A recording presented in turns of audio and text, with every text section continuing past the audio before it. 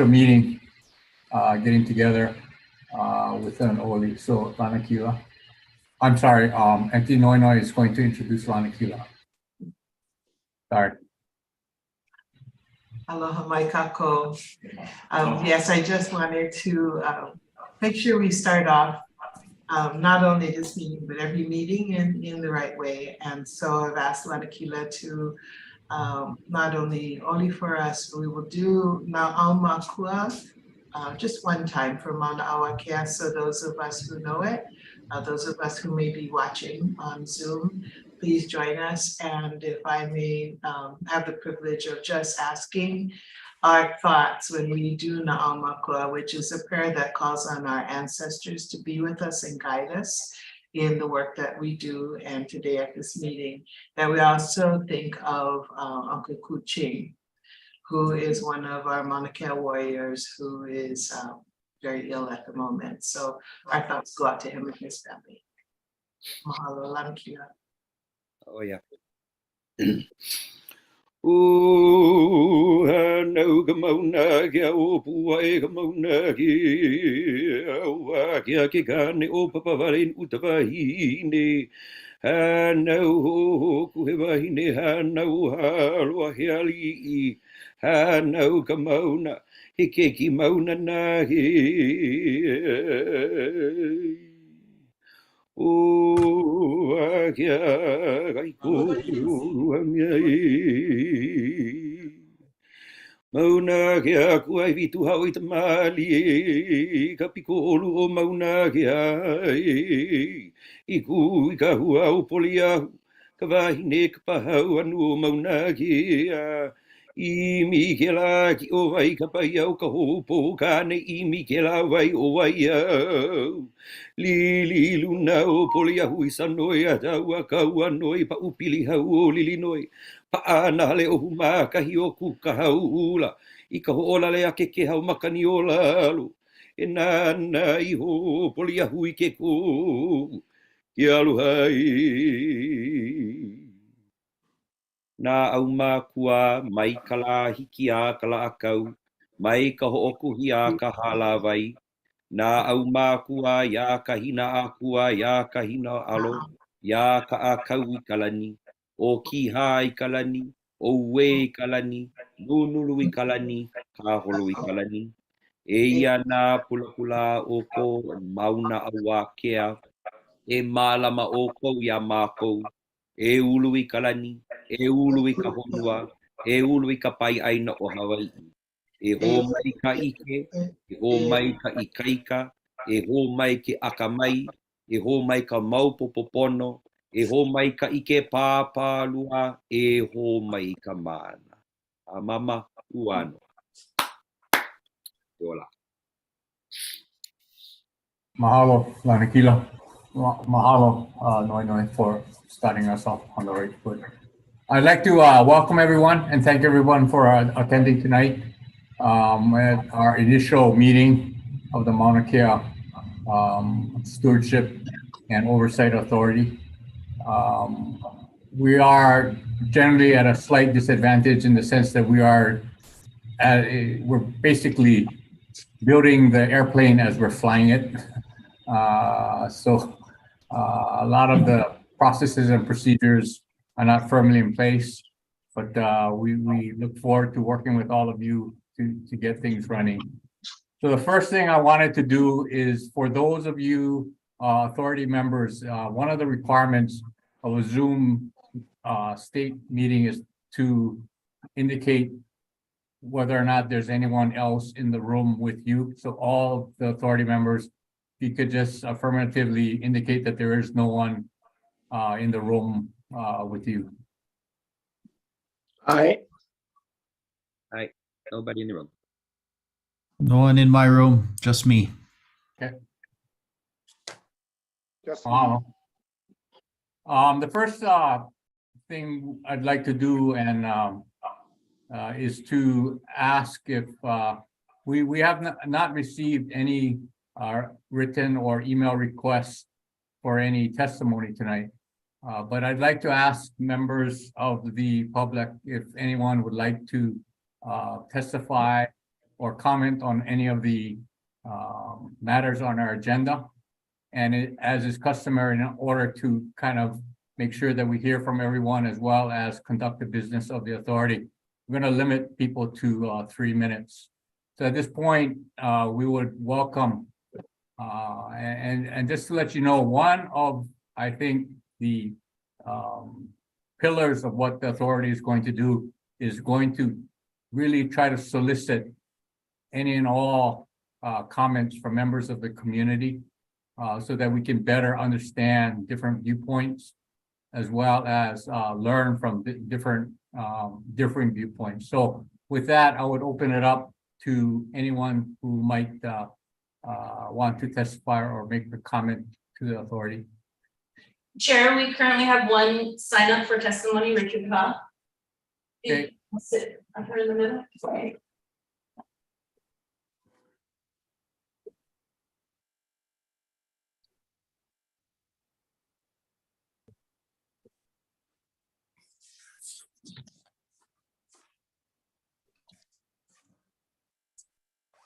Thank Hello, you. Chair.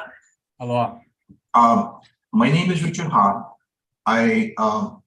My great grandfather, it was Kamahili Nui from Lower Puna. I've been a farmer for 45 years or so. And what I wanted to point out was that, and I'm here representing the Rubber Slipper Group. It's spelled, that's the name of our website. It's spelled DARUBBAH SLIPPAH group.com. And my question is this, what would be the procedure for us to build a culture center above the clouds?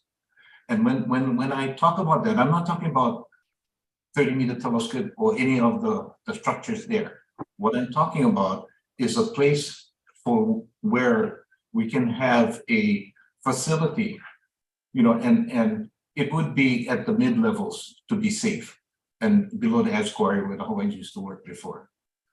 And on the west side, so you can't see it from Saddle Road. But we do have a 140-page document that is a design of the culture center. So the rationale for this is that what we would like to see is a place where we can bring the elementary school kids to give them a sense of where they fit in the whole universe, because the mountain is a special place, yeah. And before I go into that, I should say what we're trying to do is use the resources that we have available to us, and we're talking about the sky. So you got to be above the clouds to see the universe. And that resource will last for millions of years. So now the question, and I think, you know, we should be looking into the future. How far into the future are we talking about to do this service for Hawaii's people? So that was my question. What would be the procedure to apply to build a culture center above the clouds? And that's my testimony. Thank you, Mr. Ha. At the appropriate time, we'll get back to you and discuss your ideas further. Thank you. Yeah. We appreciate your willingness to come forward and talk with us tonight. Is there anyone else that might not have signed up that wanted to give any testimony about agenda items tonight? If not, as this is our first meeting and most of us may not know each other, I've asked, now I'm going to call her Dr. Noi Wilson to help us guide us through with each of the board authority members introducing themselves. So with that, Dr. Wilson. Oh, my kako, everybody. As Rich said, as John, our chair, John Komeji says, while some of us know each other and have worked on other projects together in the past, there are some of us who are new. And so this is an opportunity at this being the very first board meeting, and also given that it is a Zoom meeting and we're not able to be all in the same room, at the same time, we want to take this opportunity to go around the table as if we were in the same room and introduce each other. And so, part of the introduction is not only to put a name and a face together, but to begin to develop our working relationship so that we can, so that good things will come out of our effort here and the energy we put into this work for the people and for Mauna Kea. So with that, I would like to begin by introducing myself, and I hope that you can follow suit. And so, we don't want to take, as we can, hours just to introduce ourselves. We don't need to go back 5 generations, young Paul. But we do want to know a little bit of our background and what brings us to the table and where we come from. And I think those are some of the markers that help us to develop our relationship with each other. So my name is Noi Wong Wilson. For those of you who know me for a long time, my high school name was Michelle Wong. And I grew up on Oahu. I'm from Oahu, grew up in Kailua, and graduated from Kamehameha School. So Paul Horner, I actually think I know you from back in the days. That's like more than 50 years ago. Yeah. Yeah, okay, that's the same Paul Horner, right? Okay. Yeah, I remember you too. Yeah. So I moved here to Hawaii Island in the late 80s and have raised my children here right in Hilo off the slopes of Mauna Kea, and have worked here and actually went to school in my later part of my life. So, I get referred to as Dr. Noi. I came to that phase of my life late in my life after years working in the hospitality industry and in state government. So I'm here and willing to do this work because of my love for our Mauna, for this Aina, and for our people and our culture. And that's for everybody, not just our Lahui. And so I'm looking forward to working with all of you in doing this great work together. Mahalo. Rich, you I want was to go just pass it on or tag Rich over here since he's here.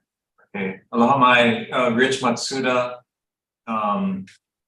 So I work for the WMKEC Observatory with headquarters in Waimea and a facility on summit of Mauna Kea.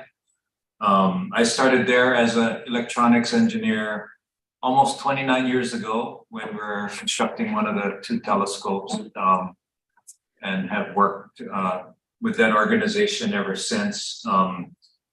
My focus in the last year or 2 has changed to move away from the operations of the telescope and more towards the community and government relations. And my official title there is Associate Director of External Relations. So I'm the astronomy representative on this board. I was one of 3 names submitted by the observatory directors to Governor Ige, and humbled to be selected as a person representing astronomy for the observatories on the board. I also was fortunate to work on the Mauna Kea Working Group, which was put together by the House in 2021, House Resolution 33. And so I got to know Auntie Noi in that process, Lana Kila, and Bonnie, Chancellor Irwin in that process. And so I think the 4 of us carry that work into this group. Of course, things changed from what we recommended to what got put into the act, but we have a lot of the foundation of those conversations and relationship building from that time. So look forward to working with them and everyone. Was born and raised in Honolulu and Nu'uanu, attended college on the mainland at University of Washington, and then worked in aerospace before coming here. So that's my professional background. Just really look forward to working with all of you, interfacing with the public and the community, and just getting to learn more and to sort of embody for this group to embody this idea of mutual stewardship of Mauna Kea, and just looking forward to it. I know we have tons of work to do. It's going to be difficult and complex at times, but I'm committed to doing the work. So mahalo. Oh, Rich, I'm going to call on people just on how they show up on my screen. So Gene, if you might go next. Thank you, John. Aloha, everyone. My name is Gene Bal. I am currently in my 10th year as a regent of the University of Hawaii. And when this authority was formed, I approached the chair, Regent Moore, and volunteered myself to be on this body. I was born on Maui, but raised in the mainland principally, although I did return to Maui and graduated from Baldwin High School. I then went to the United States Naval Academy, spent 25 years in the Navy flying aircraft and managing programs. I returned to Maui at the end of that 25-year tour in the Navy and was the executive director of the Supercomputing Center in Kihei for 16 years, working for the University of New Mexico and the University of Hawaii. I too am very much looking forward to contributing to this activity, and I look forward to working with all of you. Aloha. Hello, Gene. Chancellor Owen, Bonnie Irwin. Mahalo, John. Aloha, everyone. I am Bonnie Irwin. I'm the Chancellor here at UH Hilo. I look forward to continuing the dialogue that we started in the working group last year and bringing our community together around our shared love of Mauna Kea. I'm originally from the Midwest, spent about half of my life in the state of Illinois in two different times of my life, and the other half roughly in California. I'm probably the newest one to Hawaii, having been here. This is my 4th year at UH Hilo. I took on this particular position because I felt this was a place that the values of our university and our state parallel mine very well. And I came here to make as good a difference as I can and to work hard. And so this is, excuse me, a part of that. And I look forward to getting to know those of you on the authority that I haven't had the chance to meet, and again, to deepen those relationships with those of you I already know. Thank you. Mahalo, Chancellor. Kamana, maybe you can go next. Sure. Aloha mai kako, o wau o kamana mai kalani, no wai mea mai au, nui ko uha'a e kuli ke me o ko. I'm kamana mai kalani Beamer. I'm, let's see, my dad's side is from Waimea, from here, Hawaii Island. My mom's side, Maui and Kauai. Waimea is my home. And let's see, I'm a professor at UH Manoa, split between Richardson School of Law, School of Hawaiian Knowledge. I'm not representing the university in any capacity though, in this role on the board. Involved in all kinds of kind of Aloha Aina stewardship and activities. I spent 2 consecutive terms on the State Water Resource Management Commission, working with Chair Case, who I see on here. And I've worked with a lot of our members in this group in different capacities. So in fact, Greg was a part of Huaina Mamona for a while. So good to see you there, Greg, also in the meeting. Yeah, so it's an honor and a privilege. This is an incredible undertaking and large task to carry for our Mauna and do the best we can for her and our community.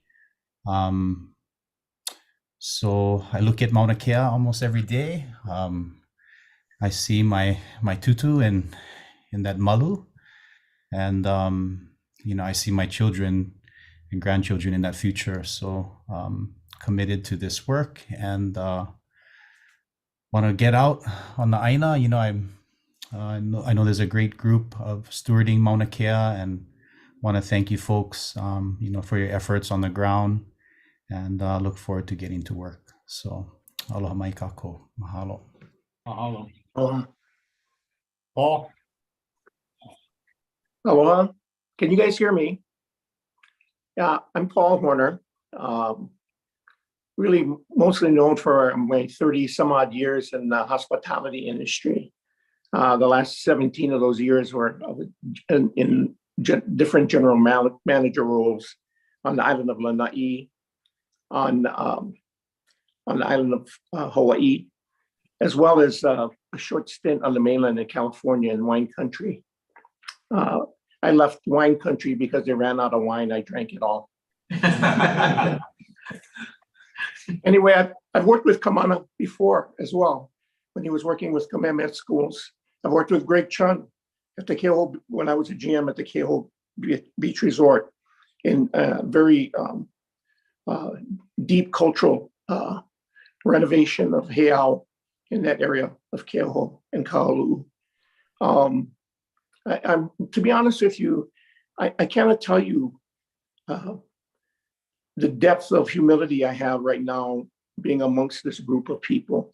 And, you know, I've always felt like no matter how old I get, I still have lots to learn. And I know I'm going to learn a lot from all of you folks over here in this group. So I'm humbled by the opportunity. You know, I went to Kamehameha Schools, graduated in '73, same class with Greg Chun. Went away to college in the mainland, just north of Chicago in Evanston, Illinois. I graduated from Northwestern University, came back to Hawaii, and then went back to Chicago again. You know, I was a food and beverage guy for a long time. And, but I tell you, when I moved back in 1991, I never looked back again. It changed my life coming home in 1991. And I've been deeply entrenched in community issues, nonprofits. In fact, I quit working in hospitality in 2017 so I could donate more time to nonprofit community groups. And I enjoy the heck out of that. And I'm working for Naleo TV right now, which is a nonprofit as well. And I'm enjoying the heck out of that too. I love living in Hilo, beautiful place. And just the people in the community are so strong, such a strong community there too. And I feel very blessed where I am right now. Thank you very much. Aloha. Mahalo, Paul. Lana Kila. Aloha mai kako. O wau o Joshua Lanakilo o kaʻi ka pono Mangual, mai honokaʻa mai au, o Mauna Wakea ko Mauna o Waipiʻo ko Uawawa. My mother is Maureen Louise McGraw from Colorado. My father is Stephen Mangual from Kona. My ohana, one of my ohana Hawaii hails from the district of Kona, and the lines of Kipapa. My ohana also comes from the Kahaluu area of Kailua Kona. But I hail here in Honoka'a. That's my hometown. I pretty much grew up in Waipi'o Valley. I'm a mud boy from down there. And this is it's been a long time kuleana of mine from the moment I took the pledge and I took the run to the summit of the Mauna to stand for her protection. And that's because I felt I know my kuleana as a Kanaka Maoli. I am a blessed recipient by the works of many of you and many of you of your time who did their due diligence to protect our culture and bring it to the forefront. I am a first generation of the Hawaiian Charter School movement. I am a graduate of Kano Ka'aina, the very first Native Hawaiian public charter school, which roots go back to Waipi'o Valley, from summer camps down there to Honaka'a school within a school, academy within the school, and from when it first branched out as its own charter school. I graduated in 2004 and became a teacher in Honoka'a back in my hometown in 2005, and I taught Ike Hawaii with the Hawaiian Studies Kupuna Makua program for about actually in total about 15 years I've taught in our DOE systems from preschool all the way up to 12th grade. So I'm quite diverse in that realm of education. Very fortunate again to be able to be a recipient of many different kumu. From a young age, I think I kind of represent, I'm probably the youngest on this board, representing again the next generation that really is kuleana is to awamo the decisions that will be made in this group. To do that work. And for many of us, I know, speaking for myself, a generation that has been blessed again because of that sacrifice from those who came before us, that we are not necessarily lived our life abroad and then having to come back to rediscover our culture. Because of those who did that work, I'm honored to be able to, or blessed and have the responsibility of having been raised in the cultural wisdom by many teachers, by many people. And that grounds me right back into the kuleana of what it is to be a Kanaka Maoli, what it is as well as being a child of this day and age, the overall understanding, the overall responsibility of what it is to be a human on this planet right now. And the kuleana we bear to ensure the safe perpetuation of life on this planet for future generations. And so it's because of that I stand to protect Mauna Kea for its natural resource, for beyond its natural resources, but as it is a microcosm of what we must do better as human beings on this planet during our time. And return back to the ho'i ho'i kanawai, to return back to the sacred laws that maintain balance between our existence and our aina. So me ke aloha no ia oko. It'll be an honor to serve with you all. Aloha. Oh, Akila. Chair Case. Aloha, Suzanne Case. I'm the chair of the Department of Land and Natural Resources and the board, as well as Kamana mentioned, the Water Commission. I serve in this capacity as an ex officio member, and my term is up next month, so you'll be seeing somebody new in this role, but I'm here in the meantime, helping to get this set up. I'm born and raised in Hilo. Born in Hilo, raised for 10 years, grew up in Kilkaha, and then moved to the big city, Honolulu, for the rest of my growing up period. Spent about 20 years in California before I moved back. And my background is in real estate law and conservation. I was with the Nature Conservancy for 28 years, doing conservation work all over the Western United States and Hawaii and all of Asia Pacific.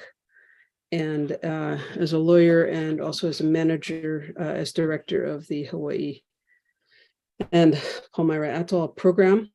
So I've got about 35 years of conservation, and the last 8 years with the DLNR, which has been a great honor. So happy to be here, and we'll be turning it over to somebody new in the future. Thanks. Thank you, Chair Case. Doug. Thank you, John. I have to say I'm obviously very impressed with everyone who has spoken already about their backgrounds and experience and just passion for the work that is leading us. Doug Adams, I am the Director for Research and Development in the County of Hawaii, and Mayor Roth, of course, served as an ex officio member of this authority as well, and I am his designee for that position. I am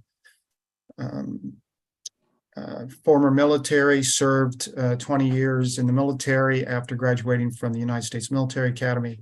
And then my wife served for 30. We were graduates in the same class. And once she was done, after we did a year-long ride for veterans and military by bicycle, we then came back to the roots of my family. I grew up in the San Francisco Bay Area and rural Central Valley as a child, but on my mother's side, we have roots in East Hawaii, as well as roots from Maui through my great-great-grandmother. So I am humbled, obviously, as others have spoken, about being able to serve on this authority, and look forward to where, John, you with your leadership is going to take us. Thank you. Hello, Doug. Kalehua. Hey, aloha. Everybody can hear me? Yep. Yeah, homaka wau ma ke aloha ana mai ka piko lapa vai o wai au a hiki loa aku ka vai o huno ko pao e kahe nei I loko ke a kino nei o Kalehua crew ko o inoa ano ka aina mai o pu ko o I Molokai a I kou ne ana I Waianae nei. I'm a resident of Waianae, father of 3. Professional career right now, I'm situated as the principal at Kawai Honoka Na'wa Public Charter School in Nanakuli, Oahu. I think I sit on this board with hopes that we can educate each other and provide a space of collaboration and partnership with each other. But circling back to what Lanakila was talking about, but really focusing in on the ideologies that come from this place as well. That provide the laws and the knowledge and the wisdom of the kupuna as well, and integrate that into this world that we have today. And that's a space of respect. And so with that, prior to being a principal, I started off as a Kaipuni teacher, a Hawaiian language immersion teacher at Kekula Kaipuni o Waiau. And then I took a teacher training position in the College of Education at the University of Hawaii at Manoa. And then took over the administrative role of the immersion program in the DOE, working in the superintendent's office. And now as a school principal. And I served 3 terms as a charter school commissioner. Very excited to be here. Mahalo for having me. Mahalo, Kalehua. Kalehua, just as a technical thing, I've asked all the other members, but can you confirm that you are alone in your vehicle? I'm alone in the vehicle. Thank you. Okay, aloha everyone. I think we've covered everyone, the authority members. I'm John Komeiji, born and raised in Hawaii, Honolulu. I'm a product of the university system, having been a lab school student since I was 4 years old until I graduated. Then going on to the University of Hawaii, Manoa. I have a degree in education, secondary social studies, never taught, went on to law school. I am married and have 2 daughters. In terms of my practice for 30 years, I was with the same law firm, and I was a civil trial attorney, trying all types of different cases in all the courts in Hawaii. I was then given the opportunity to move to Hawaiian Telecom. I went to Hawaiian Telecom as a general counsel, but more importantly, I went there because I was given the opportunity to manage their buildings, their fleet, communications, security, environmental, picked up HR, picked up IT. So it was a really good experience building something at Hawaiian Telecom during very trying times. Subsequent to that, I joined Kamehameha Schools as a general counsel for 2.5 years, started 2 weeks before the shutdown with COVID. So it was a very interesting experience, not ever meeting anyone at the school in person. I have retired from Kamehameha Schools to devote my full-time attention to this position, as well as to help work through some of the issues that we're going to face jointly. And if you don't mind, I'm going to kind of segue into a little talk that I wanted to sort of share with all of you. I start from the place that I believe that we all can agree that Hawaii is a special place. We all start with that understanding that Hawaii is a special place. No matter where you go in the world, you find that Hawaii is a special place. My hope is that we can develop a Hawaii way to address issues and not end up like others on the mainland where you have red and blue just yelling at each other.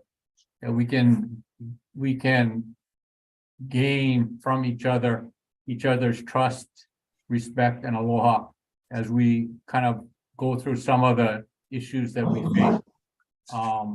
And that we, as we always do in Hawaii, being on islands, learn how we can live together and kind of work ourselves through a lot of these difficult issues. Our intent, or I hope, and I know having spoken to each of you a little while, our intent also is to really go out to solicit community input as we move forward. It's very important that we outreach. We're not going to be here to just sit here and wait for people to come to us. From my standpoint, I think it's very important that we outreach to various communities, gain different perspectives, learn and understand and learn from these different viewpoints, and all grow in that sense. Under the legislation, we are going to create advisory groups. These advisory groups is something right now we're trying to lay the foundation for the building. So we're going to in due course create these advisory groups and truly solicit input from members of the community and gain their perspectives on some of the issues. So the core of as I understand it, I was not part of the working group, but the core of what we're trying to do is the words mutual stewardship.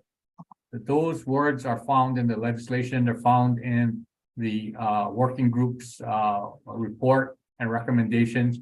And we need to all start with the idea that that Mauna Kea, the Mauna, is a center of whatever we do. We start from that perspective. What is the center, and how do we move forward, and how do we do that? Trying to not balance, but trying to integrate the different viewpoints of where we are. Now, one of the things that I've been doing for the last couple of months is our first order of business is to stand up a new state agency. I'm not sure when the last time it was that anyone tried to stand up a new state agency, but it is a very complex, it's a very, very, very heavy lift. When we started this discussion, I said that we didn't have rules. We're going to have to create a governance structure. We're going to have to create potentially bylaws, policies, and procedures about how we're going to just interact as a group, right? How this agency is going to interact, because after 5 years, we will have the authority, will have the responsibility to manage and protect the Mauna, right? So how are we going to do that? What are going to be our guiding policies and procedures? We're going to have to establish the financial side. We're going to have to do a lot of things that are very, and I'll touch on some of the questions that I have as we talk about governance. But what I wanted to do initially was that I'm not sure about everyone's familiarity with the Center for Mauna Kea Sustainability.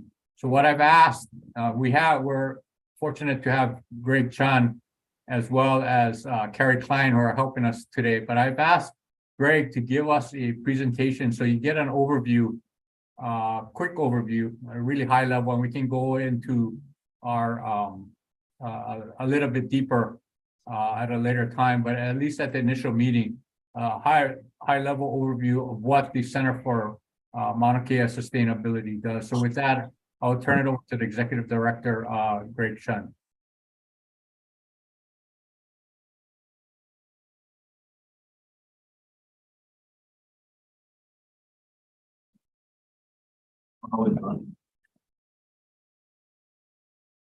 And thank you, authority board members, for your time this evening.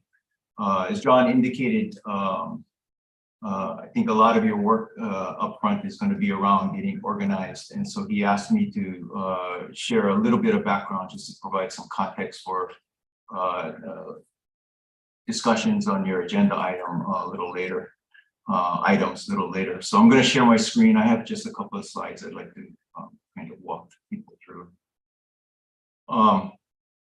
So what I'd like to do is just kind of talk generally about management responsibilities, sort of what are the structural components, if you will, of what you folks are assuming responsibility for. Now, of course, we realize that what it ends up looking like will be dependent on what decisions and choices that you folks make about some of these plans and policies and rules, et cetera. But this at least gives you a sense of sort of the scope of responsibilities that will have to be addressed as you get organized. One thing I would just sort of just generally say that that I've learned in the time that I've been in this position is that our stewardship responsibilities need to be very flexible and responsive. There are things that happen on the Mauna all the time that require rapid response to situations. This photo that you're looking at was an unseasonable hailstorm that blew through in May of last year. And it caused a bit of disruption and some safety issues as well. And that sort of thing happens often, sometimes too often. And just something to keep in mind as you go through the process of thinking about your plans, your vision, and then getting down into the nuts and bolts of things like rules. So just real quick, just as a reminder, what areas are currently managed by the university. They include the Mauna Kea Science Reserve, which is 11,288 acres approximately. That's the circle with the bubble pop-outs in the top right-hand corner. It includes a little over 19-acre parcel at Halepohaku, which is where we have our mid-level facilities. And then we have a non-exclusive grant of easement that we have from DLNR, where we manage and maintain the roadway that connects Halepohaku to the summit area. Of course, there are some areas that have been that were withdrawn back in the 80s and put into the Natural Area Reserve program under DLNR. That includes the Mauna Kea Ice Age Natural Area Reserve, as well as that little box at the top up near the summit. So currently, those are the landed areas that are under our responsibility. Way that I would describe the components of management is that they're broken down into these sort of 4 large buckets, and all of these components have to work with each other. Because they're all interrelated. I'll start with the top left corner, which is the master plan. And the master plan is the document that sets out the university, in this case, our proposed land uses, how we propose to utilize the privilege of the access that we have to the summit area in particular for astronomy, as well as managing other uses. Your master plan sort of specifies your vision, if you will. You may recall that university recently updated the master plan, which the regents approved in January of this year. And we can get into that in more detail later if you so choose. The second component is the comprehensive management plan. And in our case, that management plan also includes several sub-plans. The management plan is a requirement from the Department of Land and Natural Resources of our conservation district use permits. And what the management plan does, it specifies how we propose to manage access and resource management and the uses of those lands, if you will. So it's different from the master plan. The master plan is really more the vision document. The management plan is really about implementing that master plan. The third component in the bottom right-hand corner are the administrative rules. And that's where you as a state agency would codify the enforcement authorities and responsibilities that you folks would have. In our case, we were authorized to develop and enforce administrative rules by the legislature through Act 132 back in 2009, I believe it was. And specifically, Act 132 said the administrative rules were to focus on public and commercial activities. The last piece on the bottom left-hand quadrant are the documents that specify the rights, the requirements that both apply to both the university as well as to, in this case, the Mauna Kea observatories. So there's a general lease, which is the lease that the university holds for all of the lands under our jurisdiction. There's a subleases that we issue to the individual observatories. And there are things called OSDAs or cooperative agreements, which specify the specific relationship and ways that the university and the astronomy, the observatories work together. And that those cover any of a number of things, everything from viewing time to payment for shared services. And then, of course, there are all the permits required, conservation district use permits and associated Chapter 343 environmental reviews, et cetera. So all of those need to work together. And there are some special sort of considerations as you go about developing your versions of these that I think are important to keep in mind. One is obviously these lands are part of the public land trust, and that comes with certain obligations, both from a management perspective, a use perspective, as well as an economic perspective. These are obviously culturally important and culturally sensitive lands. So that needs to inform your plans and policies. There are, as public lands, there are diverse public interests and uses associated with these lands. And no doubt those will come up in the process that you folks go through to develop your plans and rules and policies. People will weigh in because they have different interests and they historically have utilized their access for different things. That can include hunting, recreation, arts, in astronomy, cultural practice, et cetera. And sometimes those things fit together, and sometimes those interests can conflict. There are conservation district requirements.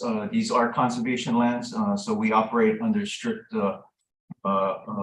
requirements from the Office of Conservation and Coastal Lands, conservation district use permit conditions, et cetera.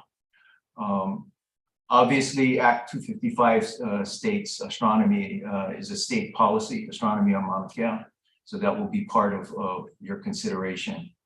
And then, of course, there are a number of different requirements that Act 255 lays out. Specifically, it talks about needing to have some version of a plan. It doesn't specify a master plan or a management plan, but some version of a plan supported by administrative rules, which then allow the authority to begin discussions with the observatories about leases, et cetera. So quite a bit of work ahead of the authority, but I think, you know, something to build on in terms of some of the work that we've already established. So those are the main components of your responsibility. Prior to the governor signing Act 255, he asked me if I would prepare a punch list, if you will, of tasks, activities, issues that I thought would be important for the authority to focus on, especially up front This is a partial list of what I prepared for him, but I tried to summarize it and make it a bit simpler. We can provide this material for you clearly. On the left-hand side, these are some of the management functions that you will have to organize for or around or to take care of. And as you can see, they include everything from property management, planning, permitting, resource management, on down to administration, compliance, monitoring, and a whole host of facility operations that go on. Then, of course, there's the outreach, communications, and legal. There are currently 3 general leases, or actually 2 general leases and 1 grant of easement, 9 subleases. There's the master plan, the management plan, which has itself 103 management actions, the administrative rules, 3 miscellaneous other agreements. And these all will need to be assigned, transferred, or somehow developed a version of these developed by the authority moving forward. I should note that all of these documents are held by the university, so we continue to have that legal responsibility for implementing those things. And so how we work together with you folks is going to be an important piece of our startup. There are 18 conservation district use permits that contain collectively 301 conditions that we're responsible for. These are all available. Those links there are all links to where you can get those individual documents. Those are requirements under the land board for use of the summit areas that or the areas that we're responsible for. Behind all of those conservation district use permits are 23 environmental reviews, EISs, EAs, and each of those contain multiple mitigation requirements that the CUP requires us to implement. So there's quite a bit of activity that has to go on a day-to-day basis just to ensure compliance with permits as well as a management plan. We have paused and several work on several activities per Act 255. As you all know, we have paused work on seeking a new general lease. We have paused work on observatory lease negotiations. We had been at that for about a year. We are involved with or will complete the 2 decommissionings that are underway, but there are 3 more that are required per the TMT Conservation District Use Permit that the authority will need to address. We paused work. We had some preliminary work going on with Department of Hawaiian Homelands to see if we could develop a managed access program that would manage access from further down the hill near the intersection of DKI and Mauna Kea Access Road. So we paused work on that. There is some work that we'd like to proceed with the commercial tour operator permits. That's what CTO stands for. But I think just to get them in, to clean them up and get them in compliance. But one of the things that the authority will probably want to take a look at is new permits. And then there is a number of research activities that we had planned to move forward with that the university was going to fund that we have paused as well. So these are some at a very high level, some of the things that will need to be assigned to, transferred, or assumed in some form or fashion by the authority. So John asked me to kind of just summarize all of that into sort of my view of what the top tier strategic priorities are. I won't go through this whole list of things. There obviously there's a lot of work ahead of you folks. A lot of it, I think, as John is correct, that you folks are focused on relationship building right now amongst yourselves and your own organization. But there's also the relationship to the land board. There's how is co-management with UH going to work?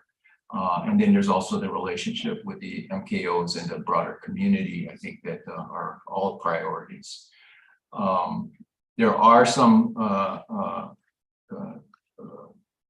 amendments to 255 that we would recommend, but that's something that you folks need to take a look at. You know, financing operations and CIP is going to be a big issue. How you folks intend to approach that?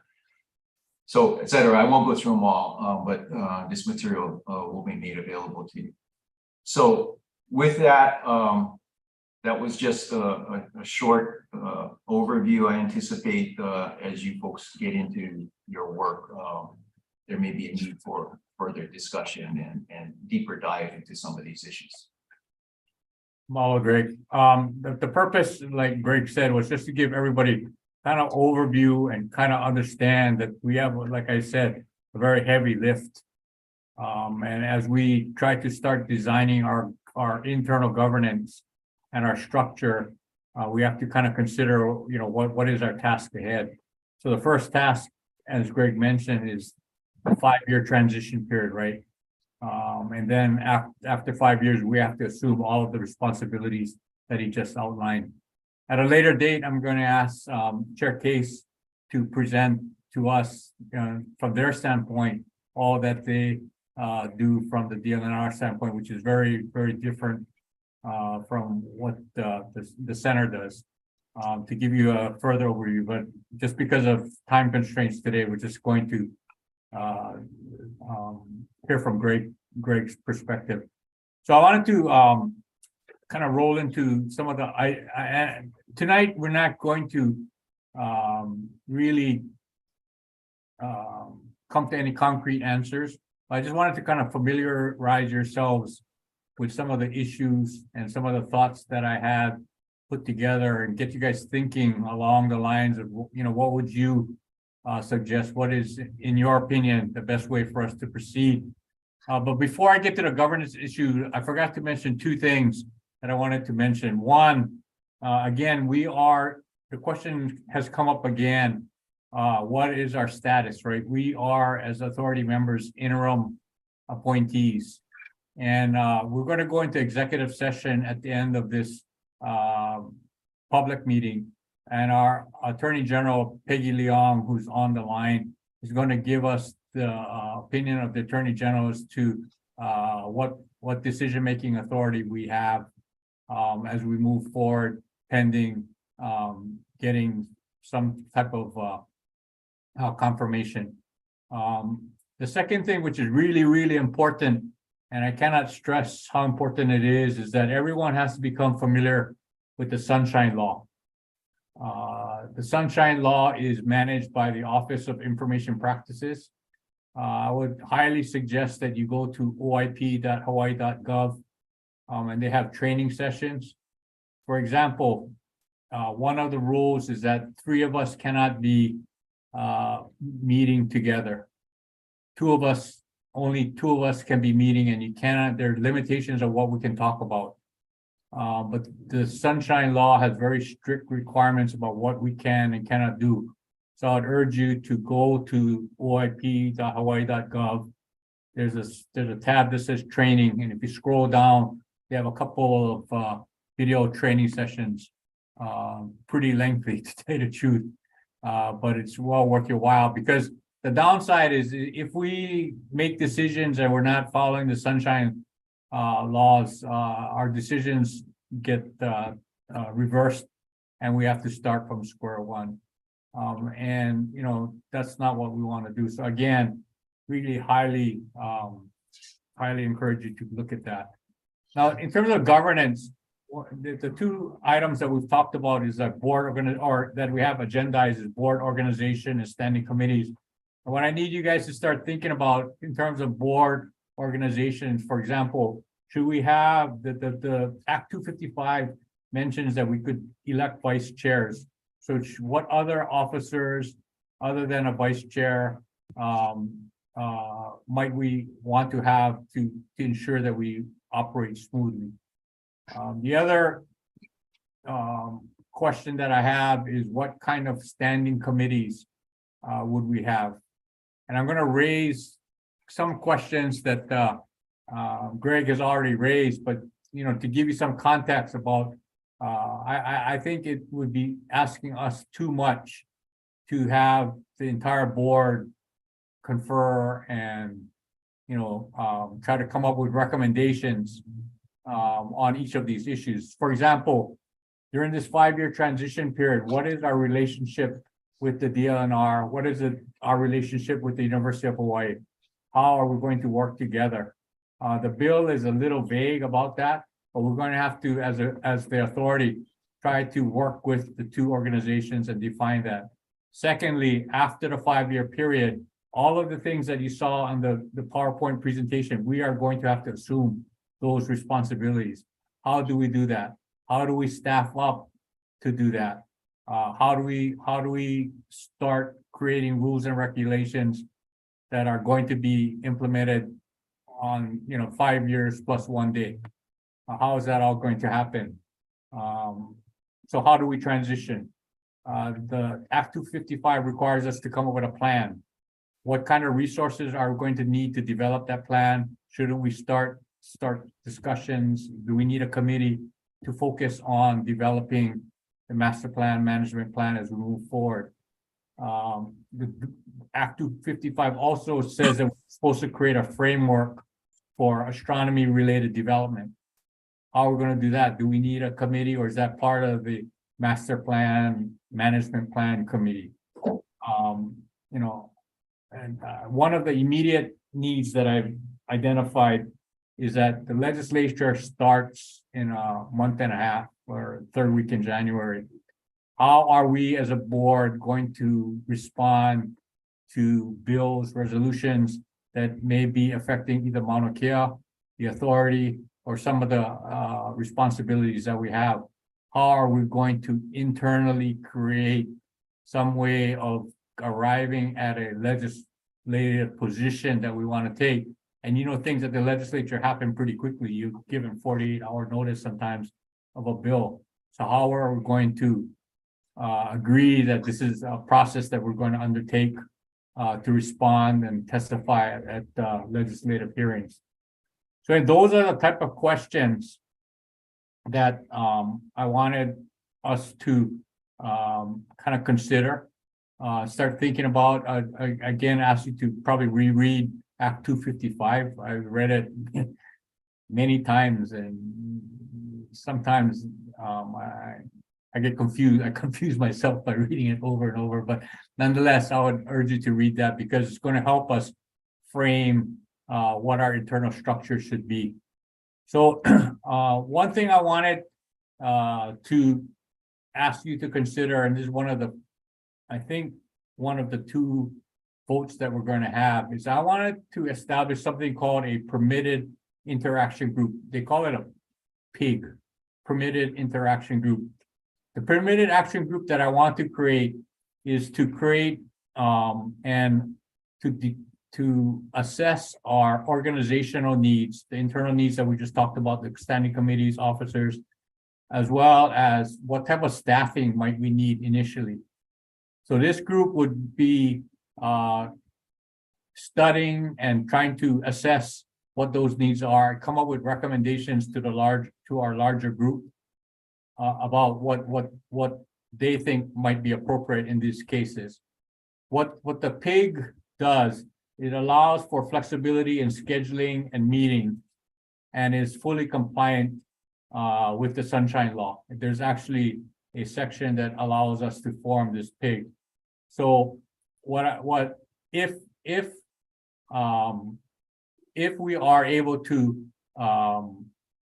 if you guys agree, and I'm going to ask that we have a motion to create a PIG. I'm going to ask for volunteers. The most that we can have on this PIG is 5 members. I would prefer 3, but if 5 people want to be part of this original group, I think that would be great too. The way the PIG works is that the group will meet, do the research, assess what the recommendations are. At another subsequent meeting, those recommendations would be presented to the full board. And then we would allow for, at another meeting, public comment on the recommendations as to, before we can adopt any of the recommendations. So it's a three-step process where there's a report back from the PIG to the entire board on their recommendations, public comment, and then some kind of vote on what you guys believe the appropriate governance structure is, appropriate officers, what committees, etc. So with that, I don't know if anybody has any questions. Noi? Yeah, Noi? Chair, I move that we create a permitted interaction group to assess, research, and study internal staffing, authority governance, and organizational needs. Chair, this is Doug Adams. I second Dr. Wilson's motion. Any discussion, any question? If not, Rich Chair, has his hand. Chair, maybe we should talk about what you think the level of effort. So when we ask for volunteers, like how much effort do you think this will be? Because many of us have other jobs and things that we have to work on. So yeah, I think. Well, there's two questions. I think one is I think it's going to require some serious thinking, right? Because this is going to be the framework for what the authority is, right, in terms of the governance, etc. Yeah. At the same time, the other part of the question is that we have funds, and there are people that can help with organizational structure. So it may be that we need additional resources, and this PIG would identify potential resources that we would need to help us along in developing that. So it is, I think, going to be a pretty heavy lift initially, and the challenge is that if we have 5 years, right? But until we get all of this organizational structure down, it's pretty hard to kind of move forward. So there's a need to act quickly, I guess. Yeah. Chair, I also noticed that Kalehua was going to make a comment. Yes, sir. Kalehua. No comment, just wanted to support. Thank you. Mahalo. Other questions or comments? Question just for clarification. So I'm in support of creating the PIG also. It's just more logistical question. With our interim appointment, like when does that eclipse, or how does that relate to us making decisions for this and whatever the future board looks like? Yeah, so we will get into the further detail. Let me just say that my understanding is that the opinion is going to be that we can work on all internal development, even as an interim board. We can work on the internal development, such as trying to create standing committees, deciding on officers, and the things encompassed within this motion.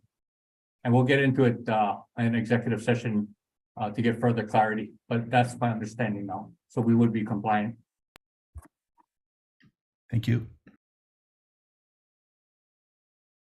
All right, if there's no further discussions, all those in favor, raise your hand or say aye. Aye. Aye. Any opposed? Thank you. The second thing that, and this is more not I don't think we need a vote, but right now we have no independent staff. Thank you to Greg and Carrie and Chair Case. They've been supporting us throughout this process, even in terms of organizing this meeting and making people available to help us. But the bill talks about hiring an administrative assistant, board secretary. So I just wanted to get, anybody have any kind of heartburn about us starting to find somebody to kind of support us as authority? I want to make sure that we are doing this as a group, in the sense that we don't need an emotion. I just want to know if anybody has any kind of difficulty with us starting the process to start hiring this administrative assistant board secretary. Okay, I hearing have a no, question. I have a question, John. Yeah. Sure. Sorry. Would you be, would it be okay for the pig to incorporate the hiring of the executive assistant, which is what I believe the position is called, to act in its deliberation to, you know, set it up, how we go about hiring and I would. It's going to take at least 3 months based upon the process. Based upon the process that we have to follow. It's going to take 3 months for the pig's recommendations to be approved. I think we need somebody on board as soon as we can. So I would keep the two separate. But I would say that the pig should also be considering what our current staffing needs would be in addition to this administrative assistant. So anyway, that's my sense about trying to hire somebody as soon as possible. so are you gonna create a hiring committee then? Or Yeah, you- we can figure that out. But I just don't think it should be part of the pig, I guess. Okay, and then second question or third question, how will you determine who will be on the pig? Yeah, that's what I was going to ask. The next question was, are there volunteers to be on the pig? But anyway, well, let me ask this, is there any like heartburn about starting the process to hire this administrative assistant? Now, we'll work through that in terms of exactly how we hire the person. It's the state system is fairly I'm finding out fairly complicated in trying to hire somebody, so we're gonna have to work. Can you talk a little bit about how we're gonna work that through? Because I have some suggestions for like minimum qualification. Yeah, we can talk about, we have to create a job description. And that'll go out to everybody. Yeah, one of the Okay. questions we have is whether we do a hire as a regular state employee, or do we use RCUH, which I think both DLNR and university has some kind of agreement. So that's one of the questions, because apparently it may be a very the time saved may be tremendous in terms of getting somebody on board quickly. But the job description would be something that we would share with everyone. Okay, mahalo. So Chair, I just want to say that I support moving ahead with getting the admin assistance, because there's so much stuff we have to track and paperwork and meetings and logistics. And I think, if we get that help up front, then we'll be more effective as a body. Support. Coming up. Yeah, I also, support. One thing is just giving the public access to our documents and stuff. So just thinking about how we're going to manage, these reports already that we've had from Greg, and where that sits on a site, in alignment with our agenda and everything, just so we can maintain sunshine and transparency with the community. So I think getting an assistant would be really helpful. Yeah. Thank you. All right, so if there's no heavy concern, we're gonna move forward with, and we'll try to include as many people as we can in terms of the hiring process as well as the job description. So the next question I had is that are there any volunteers to sit on the pig? I volunteer. Okay. Anybody So else? Chair, I know you only can take 5, but I volunteer unless other people, we get more than 5. Okay. Anybody else? Chair Doug Adams, as an ex officio, I believe that the appointees, the governor appointees confirmed by the Senate probably should take precedent, but if you need a number, I'm available. Okay. Okay, so why don't we temporarily say 3, and if, let's say in the next couple of days, somebody else will publicize if somebody else thinks about it and wants to join the pig. We can have at least 2 more members. The rule is we cannot have a majority on these pigs. You cannot have a majority of the board members. That's why 5 is the limit. Okay. So that's under the Sunshine Law also. Next question, or the next item on the agenda is offices. So I have temporarily secured, without entering into a formal agreement, a small office space in the Imiloa Astronomy Center. They have agreed temporarily to house, this administrative assistant. It probably can house, the office space probably can house 2 people. Just to let you know that we have that space available to us. It's available today if you guys wanted to use that space for whatever reason as part of this authority. So that is moving forward. The next thing, and I think we'll probably send out something like a doodle on trying to understand, my thought is that because we have so much to do and we're so brand new, that we have monthly meetings during 2023. So I'm trying to figure out like what day of the week, what time would best suit everybody's schedule, right? For example, like the second Tuesday at 10 o'clock, or the third Thursday of every month at 4 o'clock, or whatever. So we'll try to figure out a way to gain everybody what the best date is, and just establish a calendar for the entire 2023 that we're going to meet on the 4th Wednesday of the month, or whatever it is, at 5 o'clock, 2 o'clock. There's some discussion that I've had with some members about whether this is a convenient time or not. I'm trying to balance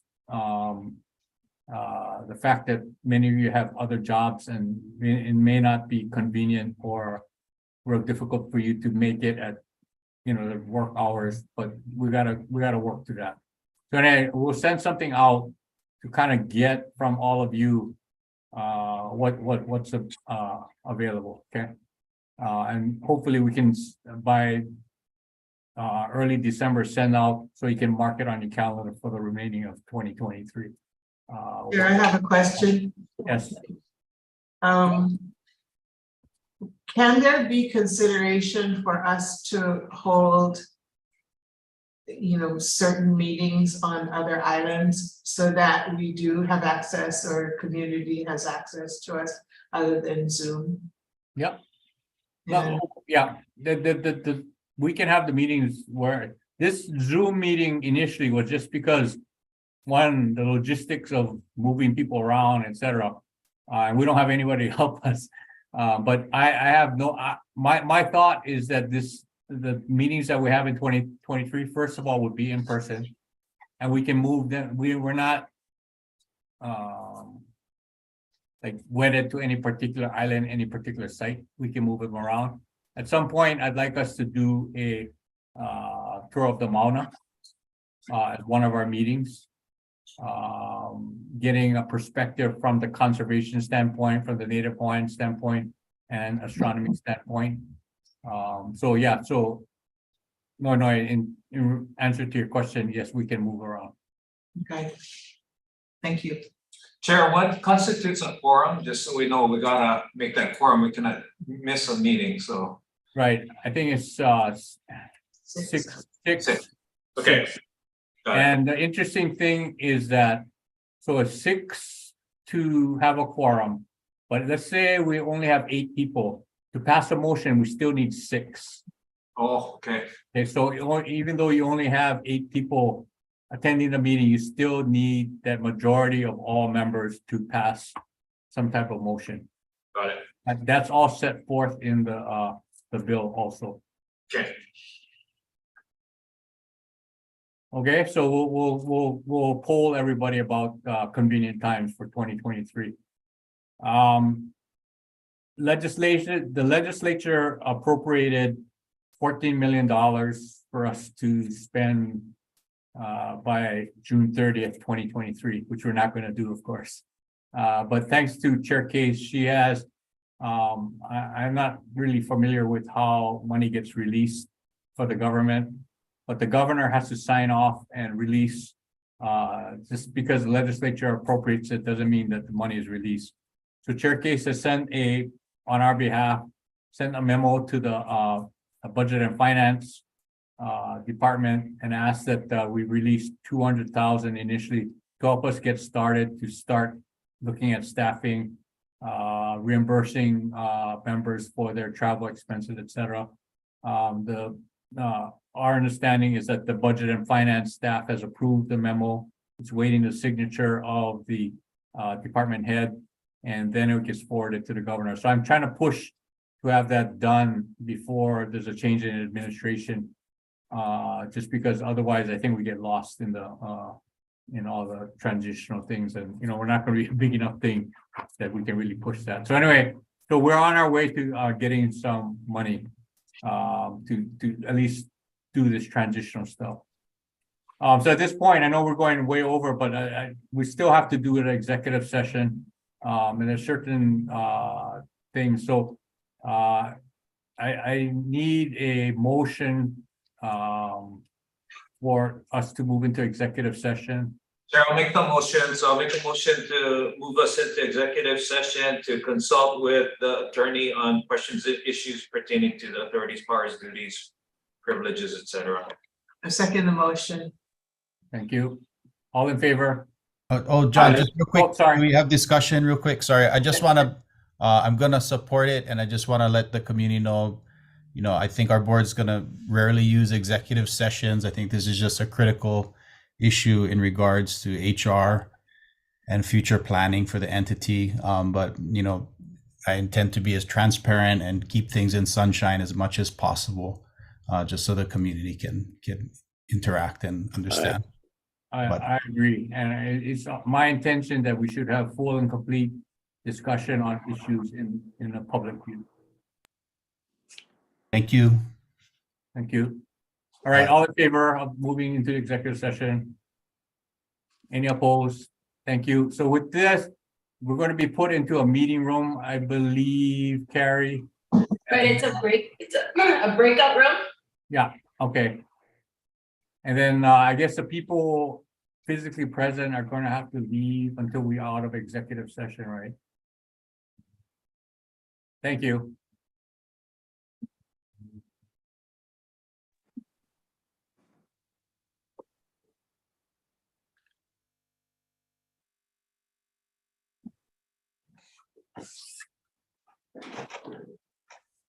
Okay, so you should have something on your thing inviting you to join the executive session.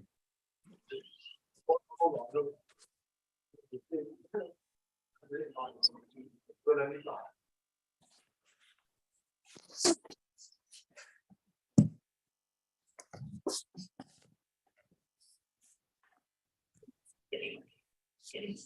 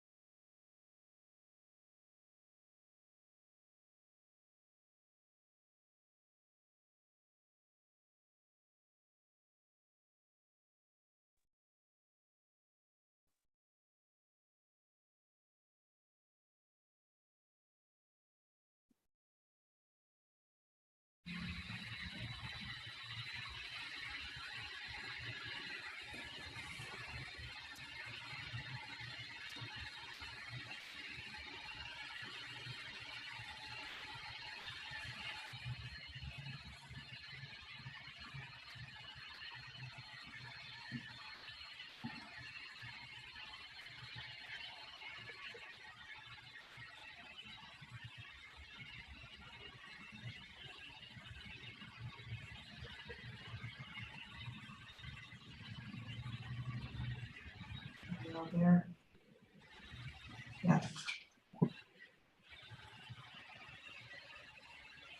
Is that everybody? Okay, thanks, everybody.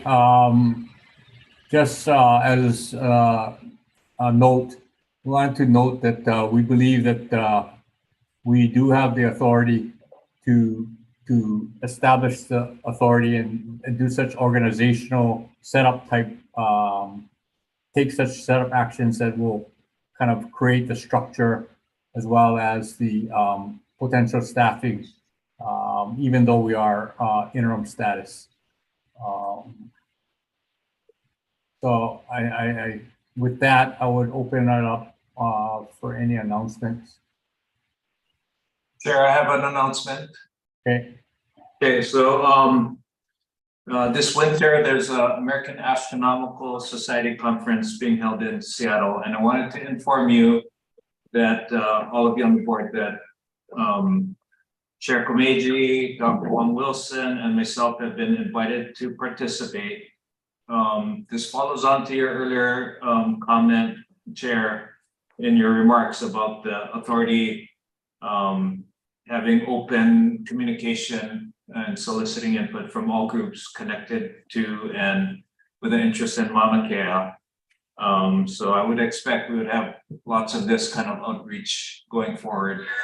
And so we need to share what we're doing and then also report back. So just out of information, so the AAS, American Astronomical Society, has about 8,000 members, mainly astronomers and students. They have an annual winter conference, which is their main gathering for the profession to exchange information. And I want to roll us back to November 2021 when the National Academies published their what they call their decadal report, their once a decade report called Pathways to Discovery in Astronomy and Astrophysics for the 2020s. And in that report, there was a societal impact section that called for efforts within the astronomy profession to advance respect, empowerment and benefit to local communities where astronomy is conducted. And so the formation of this authority has generated a lot of interest in that. And so what we've been invited to do is at the conference to participate in a workshop around sharing and learning from community astronomy stories and a plenary panel talk to discuss about how our situation in Mauna Kea and the formation of the authority has unfolded. So let's see, basically the attendance is really for purposes of information sharing and at a conference like this, which is in compliance with the Sunshine Law, and we would follow that Sunshine Law stipulation that we report back to the board at the next public meeting of this authority about, you know, the conversations we had at that conference. The conversations are all meant to be informational in nature, nothing to do with anything about decision-making that we as a board have to undertake in the future. So I just wanted to announce that that invitation has been made. Any questions about that?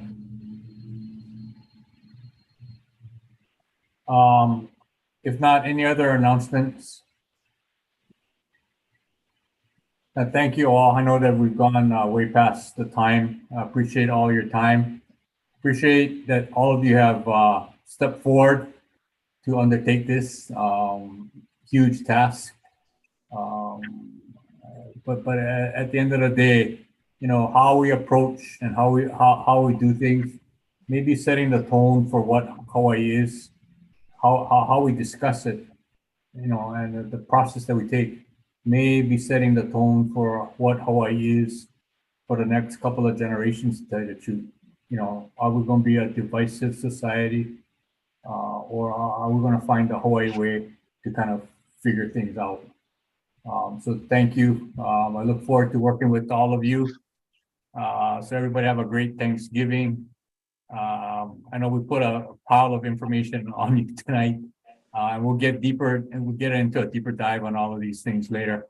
But this was just like, not even course 101 to start. So mahalo. And we look forward to meeting you at the next meeting. Aloha. Aloha. Aloha. Thank you. Mahalo. Aloha.